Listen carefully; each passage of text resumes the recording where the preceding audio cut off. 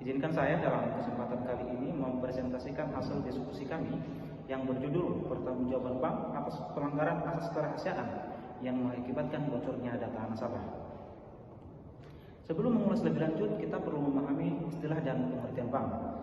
Hukum perbankan merupakan hukum yang mengatur segala sesuatu yang berhubungan dengan aktivitas perbankan. Pasal 1 ayat 2 Undang-Undang Nomor 10 Tahun 1998 tentang perbankan atas perubahan Undang-Undang Nomor 7 Tahun 1992 mendefinisikan bank adalah badan usaha yang menghimpun dana dari masyarakat dalam bentuk simpanan dan menyalurkannya kepada masyarakat dalam bentuk kredit dan atau bentuk-bentuk lainnya dalam rangka meningkatkan taraf hidup rakyat banyak. Kata bank berasal dari bahasa Italia, yaitu bens, yang berarti suatu bangku tempat duduk. Hal ini dilatar belakangi pada zaman dahulu. Pada abad pertengahan, pihak bankir Italia memberikan pinjaman-pinjaman, melakukan usahanya tersebut dengan duduk di bangku-bangku halaman pasar. Bank menurut Kamus Besar Bahasa Indonesia adalah badan usaha di bidang keuangan yang mengeluarkan uang dalam masyarakat, terutama memberikan kredit dan jasa lalu lintas pembayaran dan peredaran uang. Setelah memahami pengertian bank, sekarang kita bergeser mengenai fungsi bank. Fungsi bank terdapat dalam ketentuan pasal 3 Undang-Undang Perbankan, yaitu sebagai penghimpun dan penyalur dana masyarakat, sebagai lembaga perantara keuangan masyarakat, financial intermediary. Bank menjadi perantara pihak-pihak yang memiliki kelebihan dan surplus funds dengan pihak-pihak yang kekurangan atau memerlukan dana debt funds. Selain berbagai fungsi yang telah disebutkan di atas, bank juga berfungsi sebagai penghimpun dan penyalur dana masyarakat. Lembaga perbankan di Indonesia mempunyai fungsi tersendiri seperti yang dimaksud dalam ketentuan pasal Undang-Undang Perbankan yang menyatakan bahwa perbankan Indonesia bertujuan menunjang pelaksanaan pembangunan nasional dalam rangka meningkatkan pemerataan pertumbuhan ekonomi dan stabilitas nasional ke arah peningkatan kesejahteraan rakyat banyak. Baik, saya Ayu Amera izin melanjutkan materi dari rekan saya di Riaman. Asas-asas perbankan dibagi menjadi 3. Yang pertama asas kerahasiaan, yang kedua asas kehati-hatian, dan yang ketiga asas kepercayaan. Asas kerahasiaan adalah asas yang mengharuskan atau mewajibkan bank merahasiakan segala sesuatu yang berhubungan dengan keuangan dan lain-lain dari nasabah bank yang menurut kelaziman dunia perbankan wajib dirahasiakan. Yang kedua asas kehati-hatian. Dalam pasal 29 ayat 2 Undang-Undang Perbankan disebutkan bahwa bank wajib memelihara tingkat kesehatan bank sesuai dengan ketentuan kecukupan modal, kualitas aset, kualitas manajemen, likuiditas, rentabilitas, solvabilitas, dan aspek lainnya yang berhubungan dengan usaha bank, dan wajib melakukan kegiatan usaha sesuai dengan prinsip kehati-hatian. Asas kepercayaan. Asas kepercayaan merupakan asas yang juga melandasi hubungan antara bank dengan nasabah. Dana yang dipergunakan bank untuk menjalankan usahanya dapat berasal dari dana yang dipercayakan kepada bank. Atas dasar kepercayaan itulah setiap bank perlu terus menjaga kepercayaan masyarakat kepadanya. Selanjutnya, hubungan antara bank dengan nasabah. Hubungan dibagi menjadi 2. Hubungan kontraktual dan hubungan non-kontraktual.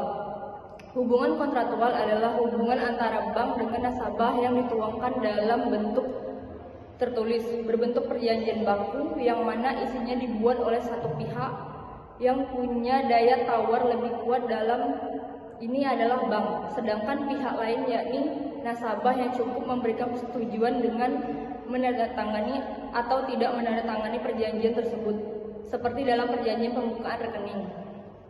Yang kedua, hubungan non-kontraktual adalah hubungan bank dengan nasabah yang tidak dituangkan ke dalam bentuk tertulis.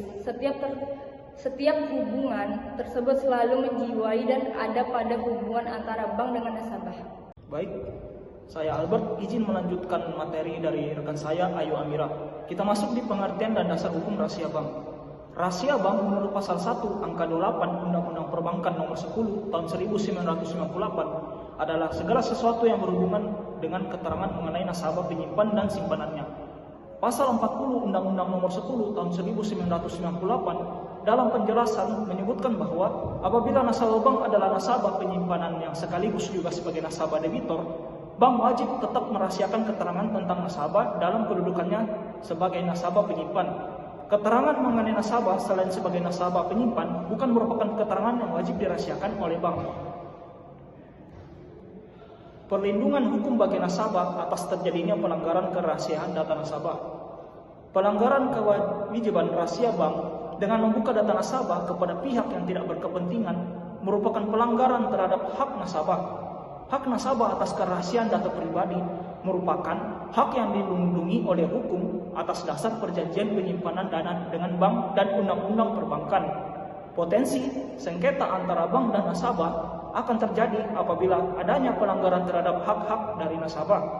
Ketentuan pelaksanaan dari rahasia bank dalam undang-undang perbankan untuk melindungi kerahasiaan dan keamanan data pribadi nasabah, Lembaga Otoritas Jasa Keuangan menerbitkan Peraturan Otoritas Jasa Keuangan Nomor 1/POJK 07/2013 tahun 2013 tentang perlindungan konsumen sektor jasa keuangan.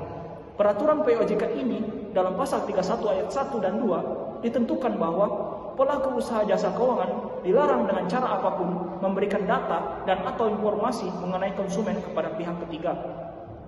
Larangan tersebut dikecualikan dalam hal yang pertama, konsumen memberikan persetujuan tertulis, dan kedua, diwajibkan untuk peraturan perundang-undangan. Pembocoran data nasabah oleh pegawai bank merupakan pelanggaran terhadap rahasia bank. Pelanggaran terhadap rahasia bank merupakan meskipun dilakukan oleh pegawai bank, tetapi juga dapat dipertanggungjawabkan kepada bank sebagai pihak yang berkewajiban untuk menjaga kerahasiaan data nasabah. Bank sebagai pelaku jasa keuangan dapat dikenai sanksi dalam pasal 53 POJK nomor 1/POJK 07/2013 tentang perlindungan konsumen sektor jasa keuangan. Sanksi dapat diberikan terhadap bank sebagai pelaku jasa keuangan yang melanggar ketentuan dalam peraturan otoritas jasa keuangan tersebut. Dikenakan sanksi administrasi antara lain berupa yang pertama, peringatan tertulis, yang kedua yaitu kewajiban untuk membayar sejumlah uang tertentu, yang ketiga pembatasan kegiatan usaha, yang keempat pembentukan kegiatan usaha, dan terakhir pencabutan isi kegiatan usaha. Baik, saya Kiran izin melanjutkan materi yang telah disampaikan oleh rekan saya Albert mengenai mekanisme pengaduan pelanggaran atas kerahasiaan data nasabah diatur dalam Peraturan Bank Indonesia Nomor 7/7/PBI/2005 tentang penyelesaian pengaduan nasabah sebagaimana telah diubah dengan Peraturan Bank Indonesia Nomor 10/10/PBI/2008. Nasabah yang dirugikan dapat melakukan pengaduan secara lisan maupun tertulis kepada setiap kantor bank selain kantor bank tempat nasabah membuka rekening atau kantor bank tempat nasabah melakukan transaksi keuangan. Pengaduan secara tertulis wajib dilengkapi dengan fotokopi identitas dan dokumen pendukung lainnya, serta dapat diajukan melalui email, faxmail, atau saran elektronik lainnya. Pengaduan secara lisan dapat dilakukan nasabah melalui telepon termasuk call center 24 jam yang tersedia. Terhadap pengaduan yang dilakukan oleh nasabah diatur dalam pasal 38 POJK nomor 1/POJK 07/tahun 2013 bahwa pelaku usaha jasa keuangan wajib melakukan yang pertama, pemeriksaan internal atas pengaduan secara kompeten, benar, dan objektif. Yang kedua, melakukan analisis untuk memastikan kebenaran pengaduan. Yang ketiga, menyampaikan pernyataan maaf dan menawarkan ganti rugi atau perbaikan produk dan atau layanan jika pengaduan konsumen benar. Sekian materi yang dapat kami sampaikan mengenai pertanggungjawaban bank atas pelanggaran asas kerahasiaan yang mengakibatkan bocornya data nasabah. Kurang lebihnya mohon maaf. Wassalamualaikum warahmatullahi wabarakatuh.